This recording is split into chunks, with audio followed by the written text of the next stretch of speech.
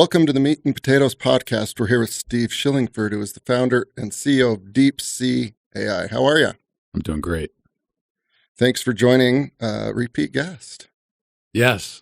Well, I'm excited. Hopefully, I get to come back again. Yeah, and it's Deep SEE, right?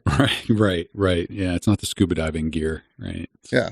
I mean, it would be cool. Maybe your next one, it's deep sea exploration. Yeah, well, I think that company actually exists. There's a few. There's a lot of deep out there. If you do a Google search, it's really hard to actually name a company these days, or name it and spell it correctly. In my mind, and I just, the older I get, the more I just have sort of these pet peeves, and one of them is made up names. I hate them, and so we spent a lot of time, and we thought a lot about the business too, and kind of where we wanted to be. Sort of aspirational. And so being able to see deeply was something that was sort of resonating. Yeah. And so we were lucky. We found it. I think I may have had to buy that .ai, but it was worth it. Yeah. All right. Good name, and thought went into it instead of just making up some name. But what do you guys do?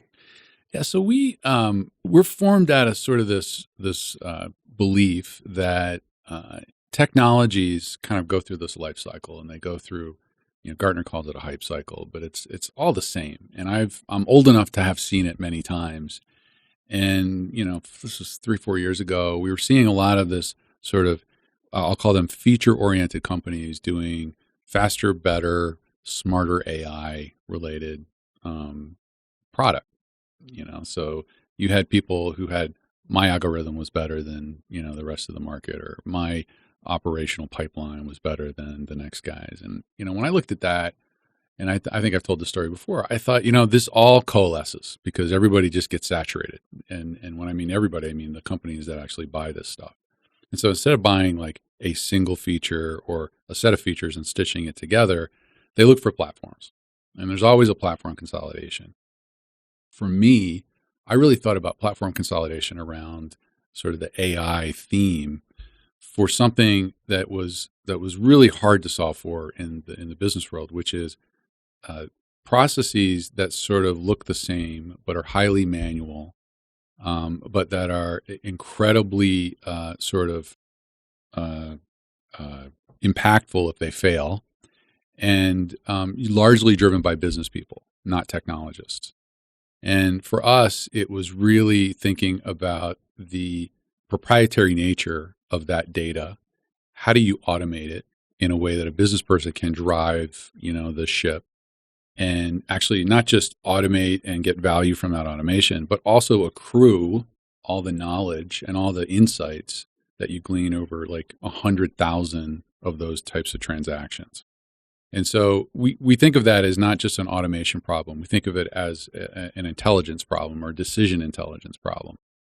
And so we were sort of thinking about, okay, all this AI is going to coalesce. Like they're going to be the best algorithms. We've seen what OpenAI has done. We're waiting for what Google comes out with. Everybody else is going to have a great algorithm, and that's going to be the one that wins. So all these other companies are going to kind of fall off. They're going to get, kind of scooped up by other platforms. What we wanted to do is build a sort of solution.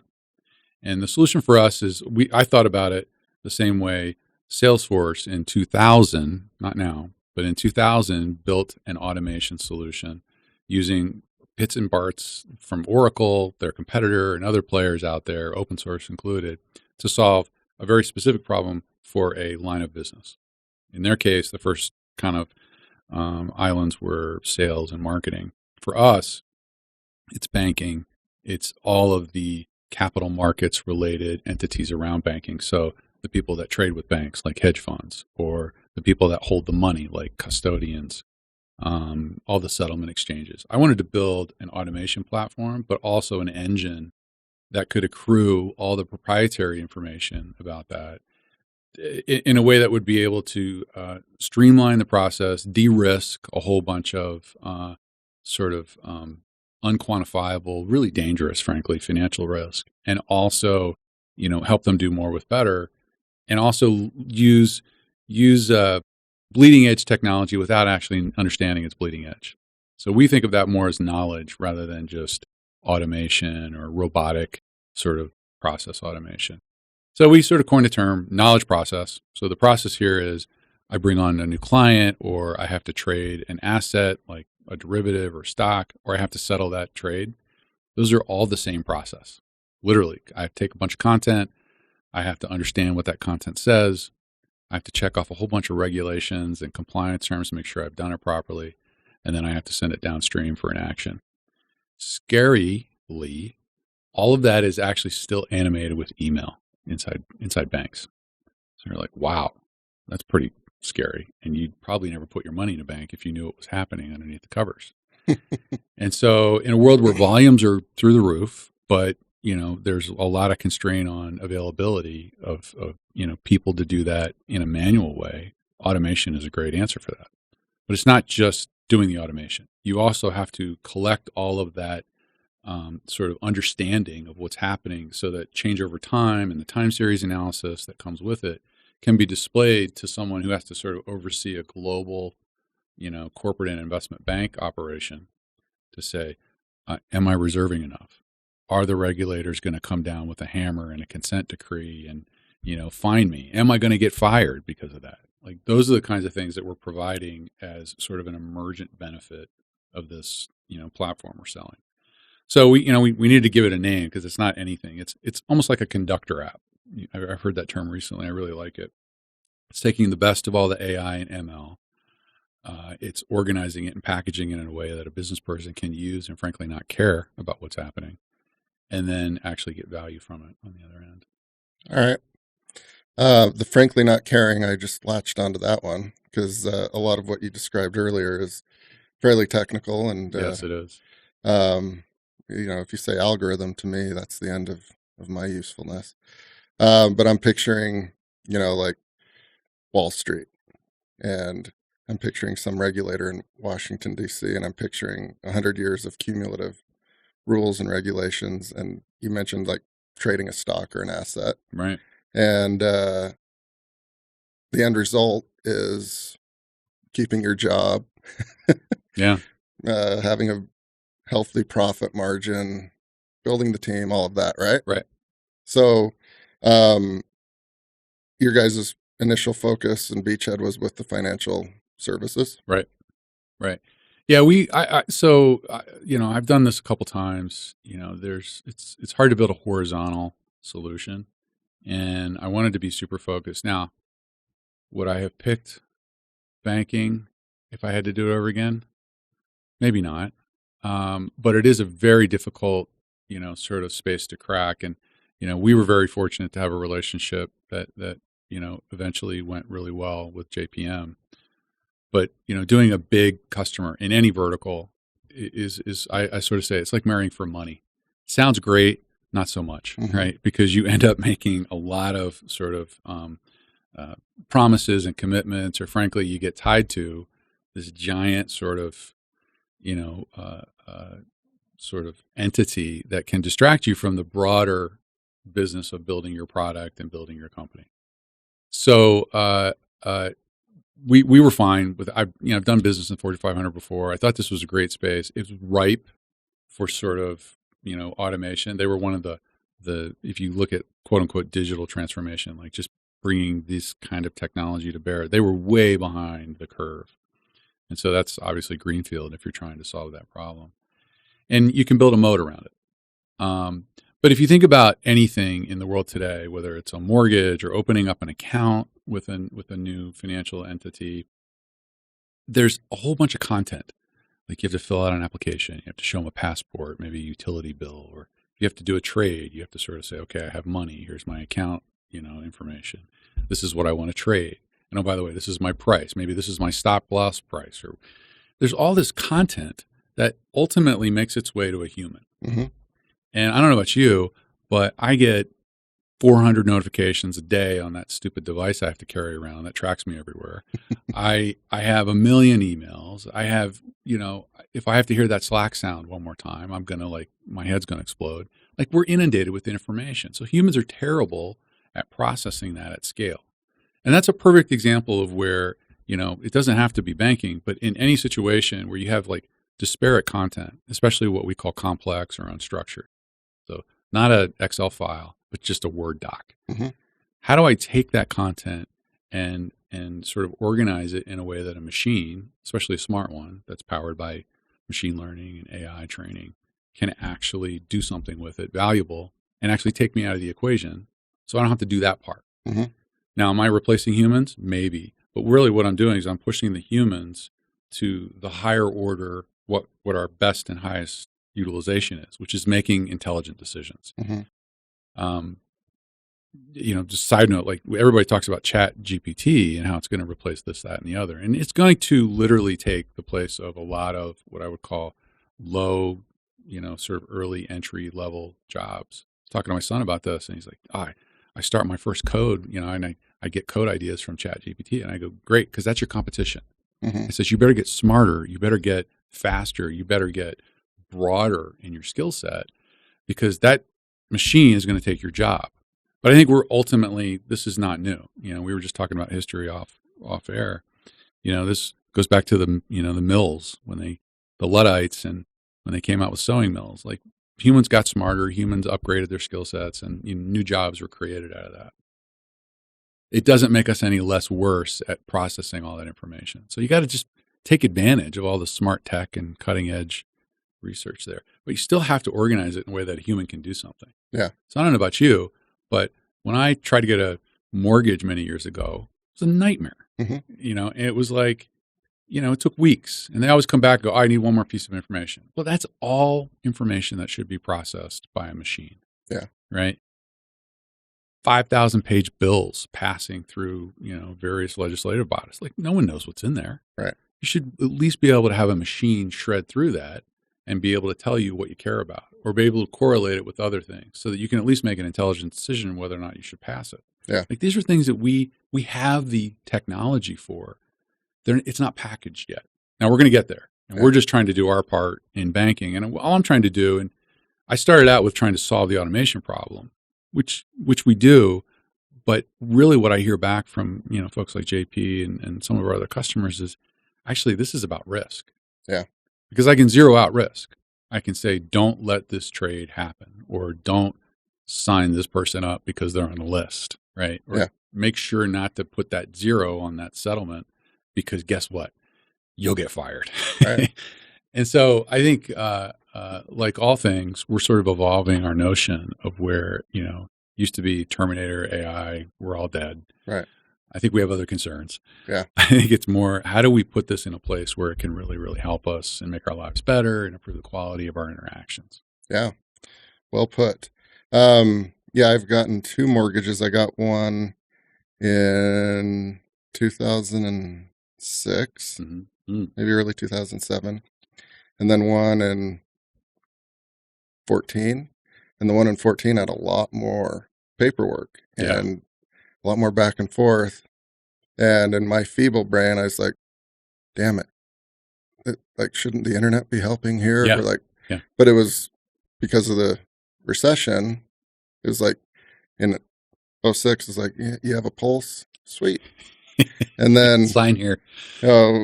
Decade later, it's like, here's 800 pages and 400 phone calls. Yeah. And the amount was about the same. Yeah. And it's like, all right, well, nothing's working.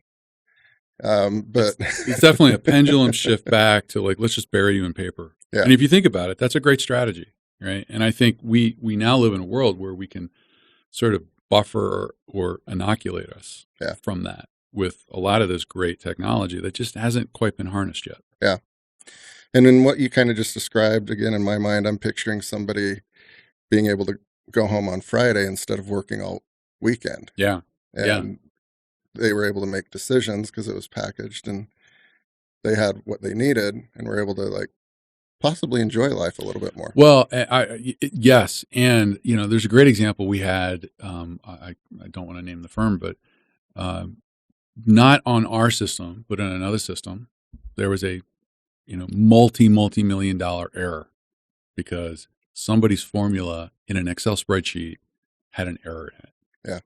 Now, the person who owned that got fired, but the person who runs the entire thing, the entire shop, says, oh my, So I need to start pushing things like known mistakes through my automation platform, which happen to be DeepSee, because if that thing puked, I've got to go and basically back test for some period of time because the regulators will figure it out eventually. Yeah. And then that's a huge fine.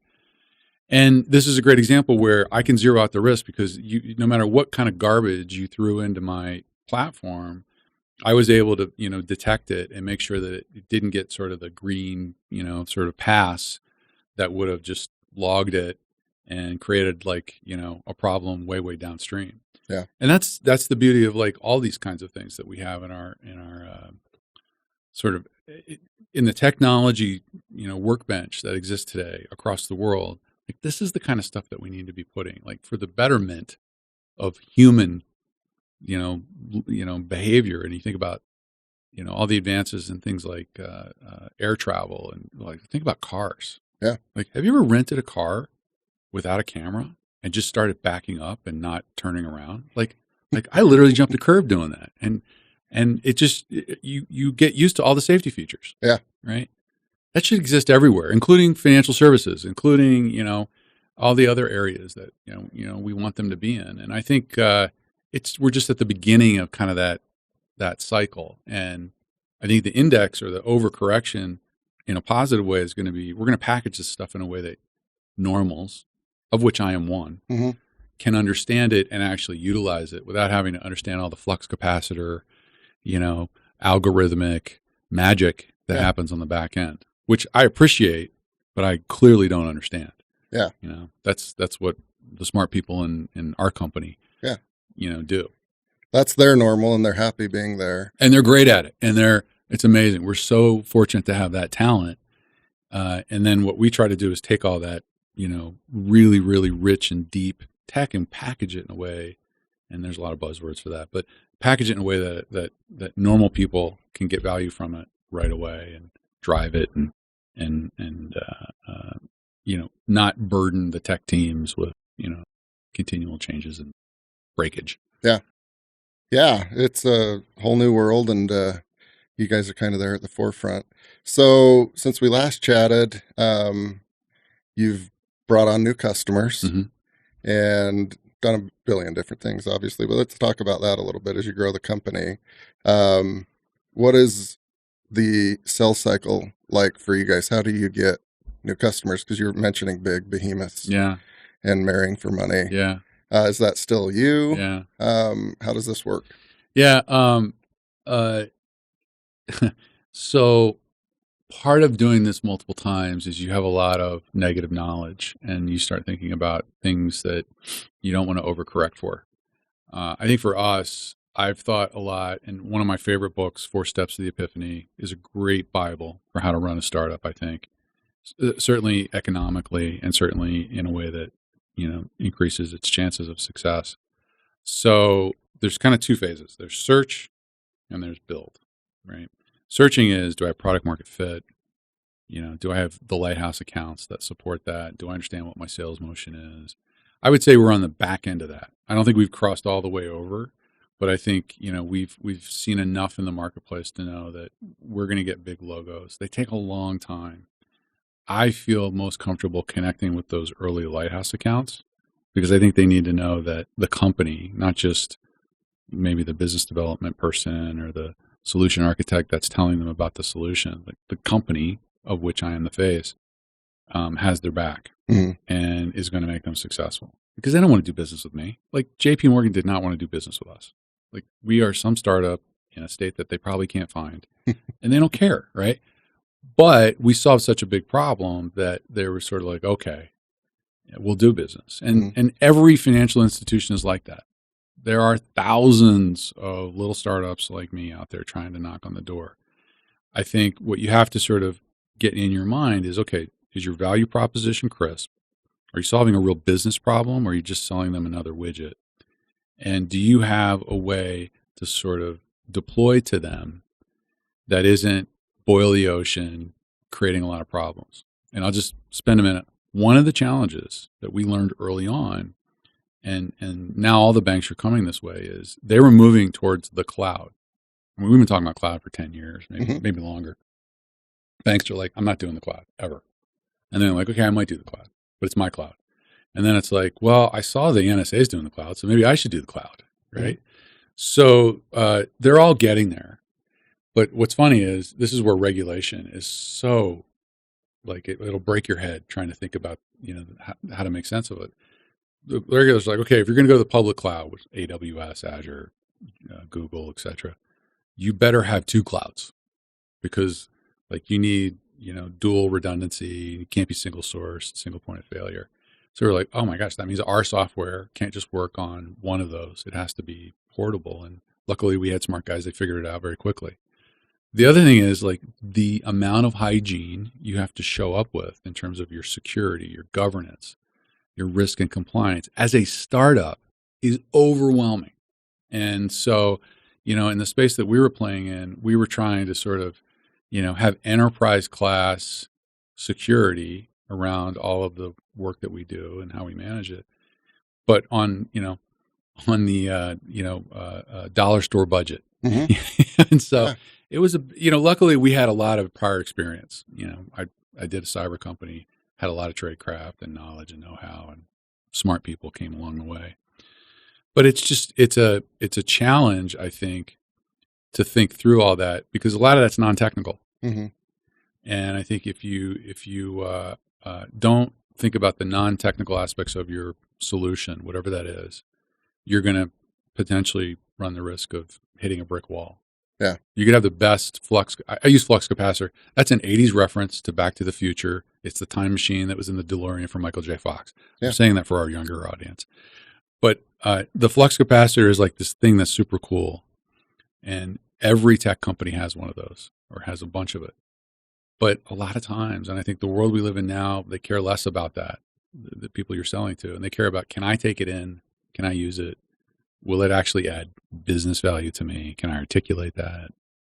Do I have to swallow a 2 comma engagement to get it done? Yeah. So I think we are learning a lot of that.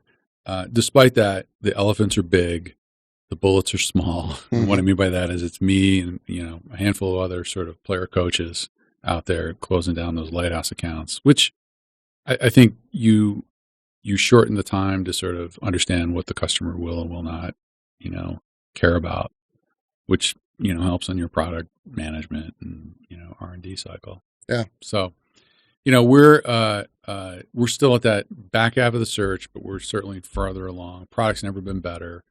We've been fortunate in terms of the team and the talent that we've been able to sort of amass. I love, the folks we have and the work they're doing, and they're very passionate about it. So we've got a nice little tribe. Very cool. I'm obviously very unfamiliar with this world of high finance and cyber and AI, but you land an account with a big financial institution. How does it work where we're going to test this for a while, not pay you 1 cent, until we're comfortable? Yeah, is that how it works? Sometimes. I mean, my experience is you always want to sell the value of your platform. Now, early days, people want to, okay, I know that someone else is using it, but I want to use my data. I want to try it out. So you try to do these proofs of concept that are sort of limited in scope. But, I always say, especially banks, especially anything regulated, they can't buy paper in 90 days. Mm-hmm. It just takes a long time. Maybe they don't ever buy paper now that I think about it. But whatever they buy, it takes a long time because they're just like you talked about the mortgage. That whole thing exists inside, what I would call the procurement. Anything that's regulated has legal and compliance. And oh, by the way, if you're in Europe versus the US, you have data privacy concerns that are much different, much more onerous. In some cases, in like Europe and the EU and the UK, if you're an executive running a shop, they have, and you leave, they have 5 years to go back and find any errors and claw back, not just financial comp, they can literally send you to jail. Yeah. Right. Even if you weren't there when they found it. Right. And that's crazy, right? Okay. I shouldn't say that.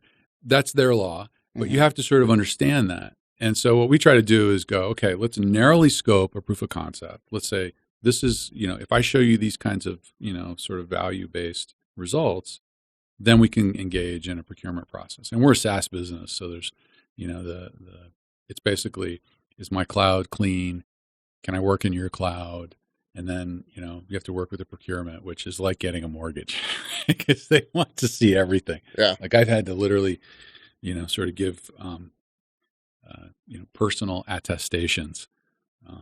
I'm sure I'm going to have to do a blood test soon, but, eventually, or a DNA scan, maybe, I don't know. But, again, I think it changes over time, and it's always like the first couple, because they're taking a big risk. I get it. I understand that. And I'm okay with that. Yeah. And then once you get those, then it becomes a lot, kind of a rinse and repeat. Yeah. So first one's hard, but I think it's like a logarithmic scale in terms of getting faster, over time. Yeah. Well, you guys are in a position where like startups move fast, but you have to have a brain type that's like patient as well. So I'm sure it's like schizophrenia roller coaster. Literally want to bang my head against the wall many times because they move. Like I used to say speed of smell, but I can't find anything slower than that, right? Because they just literally take time. And, patience is definitely something that you have to sort of accrue. But I think it also kind of, how they say, like, if you're blind, your other senses are sort of attuned. I think that's some of what goes on here because you really have to be tuned into what is the problem they're trying to solve. So much of that is hidden or displayed in the people and the interactions. Yeah. Which in a world where, 21 and maybe a little bit of 22, it was really hard to get in front of people. Yeah. Right. And it's just, you can't do that over Zoom. It's not the same. Not the same. So I'm grateful that we're kind of like back to normal and, we're doing more face to face. And I think the way of the world is going to be some kind of remote hybrid solution. Yeah. I don't think we'll ever go one way or the other. Yeah. So, well, on a very small scale, we do have some sponsors that are banks and financial institutions. Sure. And, I used to have a biking helmet in my office.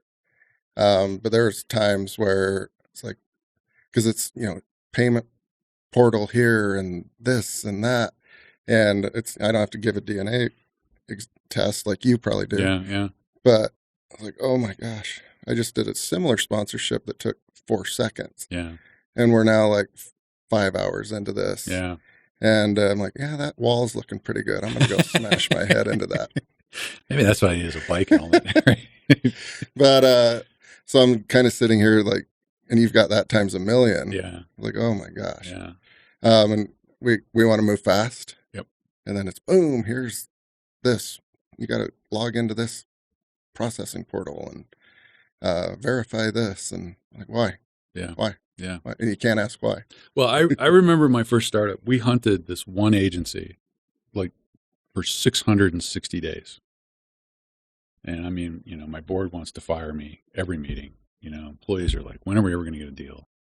And it was really hard. And I had amazing, really smart people kind of helping us sort of get this done.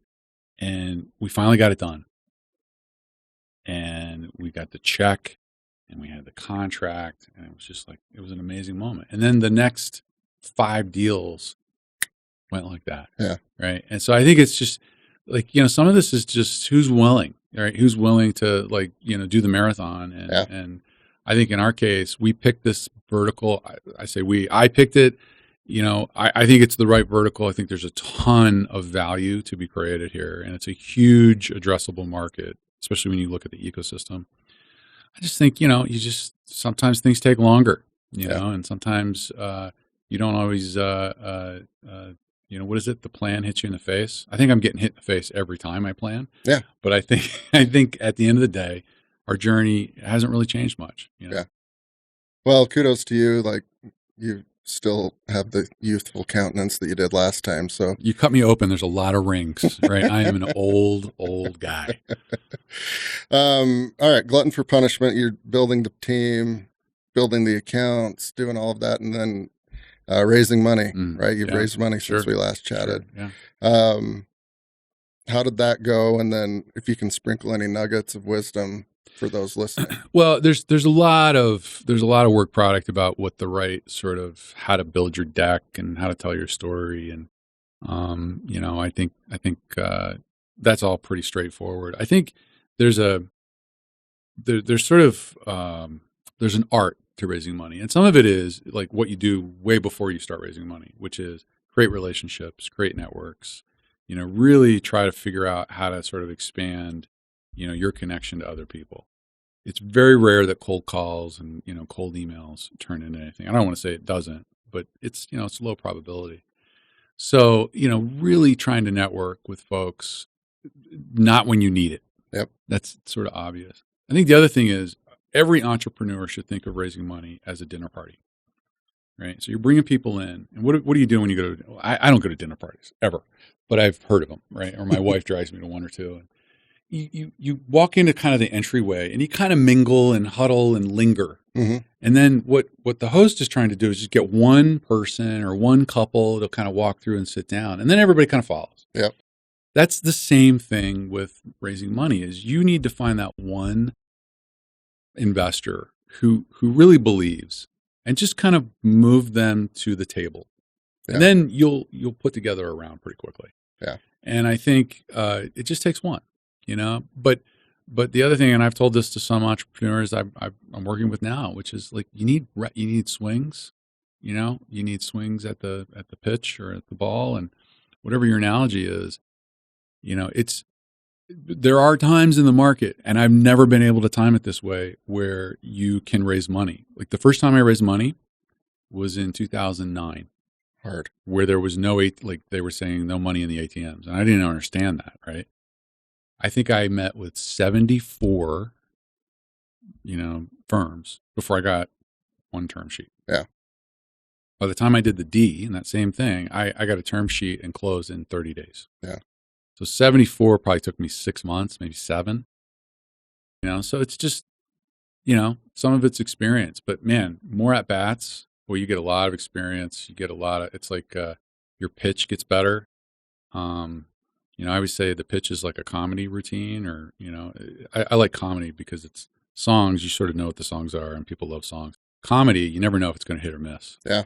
Right. And so when you go and you do a set, you're like, oh man, they hated that go to market. So I need to think about that. The other thing I tell people, and this will be the last thing, I have a ton of advice here.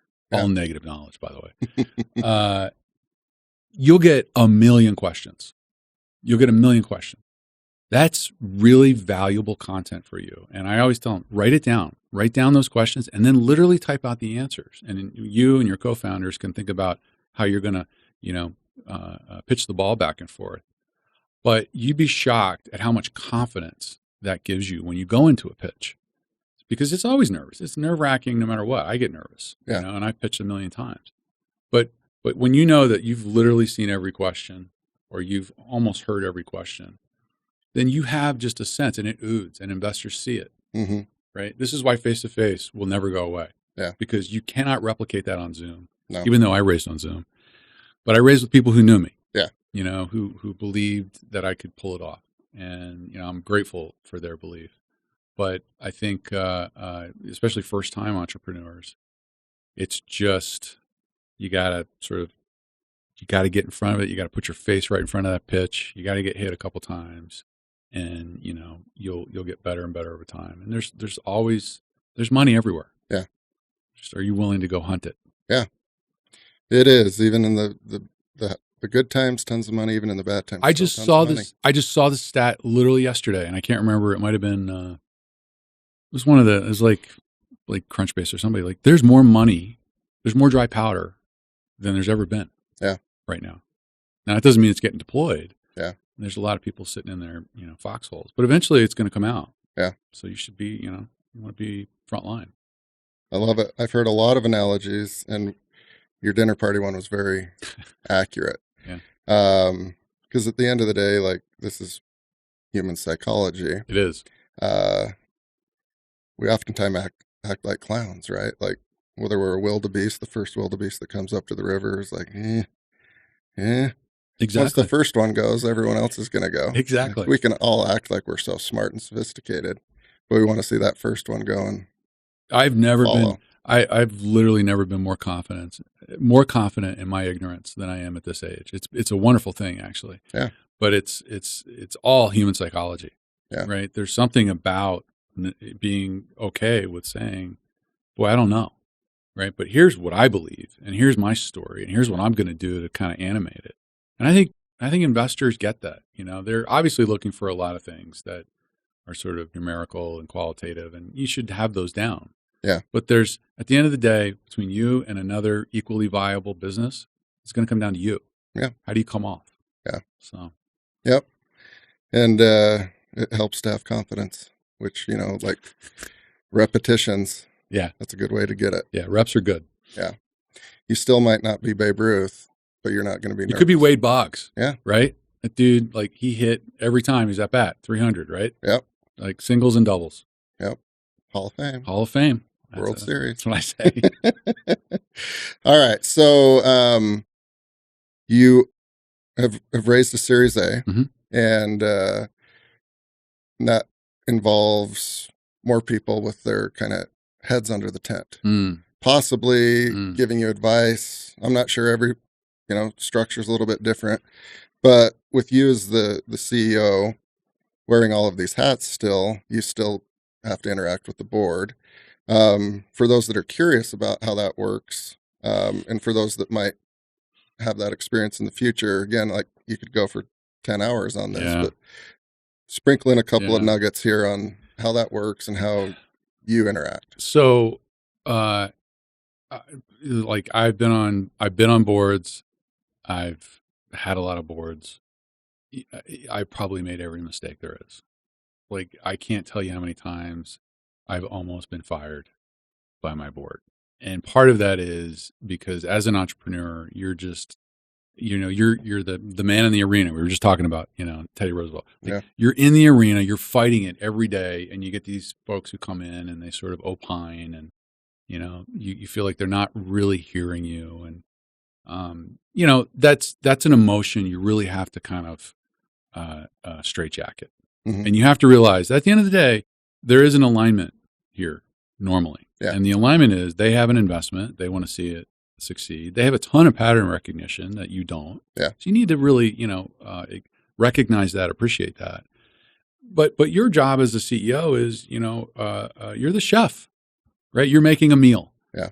And they're going to eat whatever you serve them. If it's not good, they're going to burp it back up, and it's going to be bad for everybody. Yeah. If it's great, then you're going to have a really valuable relationship. What I've tried to do, and the best boards that I've had and board members that I've had, I've really tried, they have spent the time to try to understand, not, to the depth that I'm living it, but really try to understand the problem I'm trying to solve, the challenges I'm having. And sometimes they would say, the best board members I've heard say, I have nothing to give you on that problem, but let me tell you what I've seen in other areas that may be tangentially related. Yeah. And those are unbelievably fantastic board members. The thing you have to just really be careful about is burying them in detail. Give it to them later, which, by the way, these are all mistakes I make. Yeah. I'm still dumb. I'm smart, but I'm dumb. I'm mostly dumb. But I guess what I'm saying is I make these mistakes because they're just the tendency that you want to just overwhelm them with all this great information and slideware, when in fact, they only care about a few things. Yeah. If your business is complicated, if your business is not kind of their core investment, if your business is evolving pretty rapidly, your job, not theirs, your job as a CEO is to help them understand it in a way that they can help you. Yeah. I think that's something that I've learned, the hard way, and it's something that I continue to try to sort of, refactor and rewire my brain for, because it's just it can get emotional. It can get where there's no passion, there's no progress. Yeah. And I try not to take it personally, and I always tell my board members, just that guy's under duress. Here's this is a more calm version of that guy, and I think. You just have to know that there are going to be dysfunctional boards. There are going to be board members that don't like you. There are going to be board members that just want to constantly criticize. And that's just part of the game. That's just like, you have to be prepared. You have to have a thick skin. You have to really try to say, despite the fact that they don't like you, and despite the fact that they're sort of constantly berating you, where is there truth in there, right? And learn from it, and maybe think about changing it. Yeah.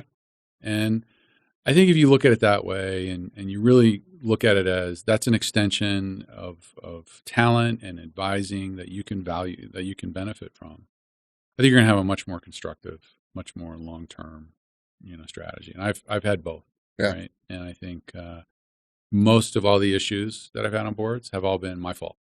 So, I think some of that is just the entrepreneur is the chef. Entrepreneur has to bake the meal, has to cook it.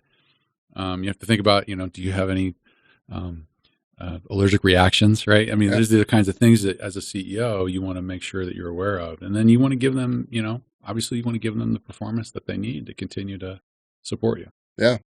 You've been spot on with your little metaphors and analogies today. It's one of the, I do it all the time. So much so, although, again, older I'm getting, I got to get down with the kids, because I've sat in front of the team and said some things, made some cultural references about TV shows or whatever, and I just get the sort of look what's he talking about, and I have to sort of caveat it. So I need to upgrade. I need to do another version of the analogies in modern day. No, they need to come up to your level, because they know there are some things I think should be preserved. Damn right. Damn right. All right. Last question here. This has been very fun. What does 2023 have in store for you guys and your team? Look, I think it's going to be a great year. We had a challenging 2022, just in terms of delivering on promises, and really trying to divine the product market fit that we thought we were going after, and getting the right people in the boat. So these are all part of the kind of, you go through that J curve, right, where you're sort of below the line, and the world just looks dark. And 22 was weird anyway, right? One of the guys on our team, he said something to me a while back, and I'm really holding on to it. It's there's all this darkness, it's all these horrible things, tech sectors way, way down, and recession and war, and just dark, dark, dark.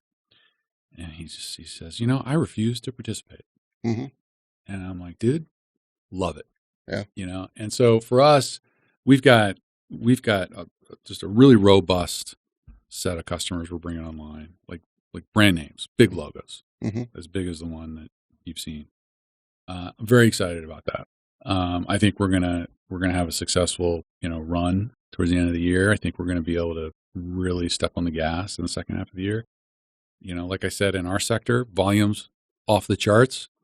People and all the investments that they have traditionally made, way, way down. So we are a painkiller to that mismatch. And so I'm pretty excited. And, I'm not superstitious, but odd years are great for me. So, I like the idea of throwing out the last few years, and, I think it's going to be good. All right. I love it. Refuse to participate. It's great. I love it. I'm going to get a bumper sticker.